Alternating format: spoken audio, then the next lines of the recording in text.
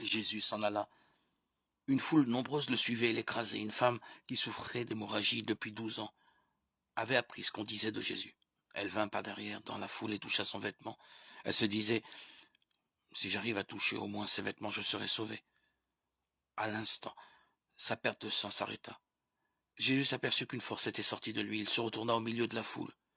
Qui a touché mes vêtements? Alors la femme craintive et tremblante, sachant ce qui lui était arrivé, lui dit toute la vérité. Mais il lui dit, ma fille, ta foi t'a sauvée, va en paix et sois guérie de ton mal.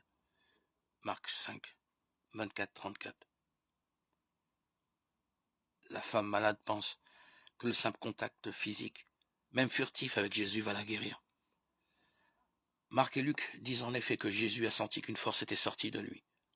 Luc 8, 46. Il y aurait eu chez Jésus comme un fluide guérisseur. Mais Jésus ne se contente pas de ce contact impersonnel, il cherche une relation de personne à personne, visage à visage, parole à parole. La crainte va se transformer en confiance.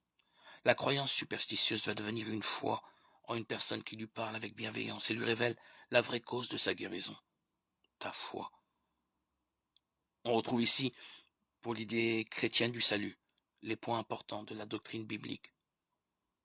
Au point de départ de tout, la parole de Dieu et au centre de tout, la foi. Le salut chrétien est la rencontre de deux libertés.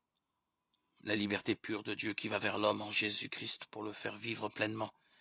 La liberté souvent hésitante de l'homme qui accepte, accueille la parole et donne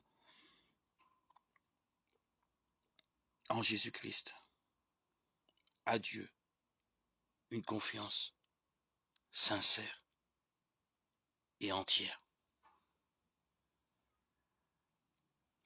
Ce qui est déjà vrai dans la vie de tout le monde. C'est ton regard qui m'a délivré, c'est ta présence qui m'a fait naître à moi-même. Devient pour le christianisme la vérité de base. Le salut profond de l'homme n'est pas dans une force cosmique, ni dans une technique spirituelle, ni dans un livre ésotérique, ni dans une loi. Le salut est dans la foi personnelle à quelqu'un qui, par le visage de Jésus-Christ, s'est fait notre vis-à-vis, notre partenaire, notre ami, notre compagnon de route pour ce long pèlerinage que nous avons à parcourir.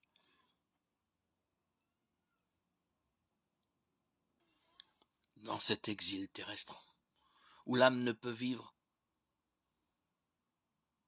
se nourrir, s'édifier qu'en Jésus-Christ, par Jésus-Christ et pour Jésus-Christ, afin d'obtenir le salut éternel.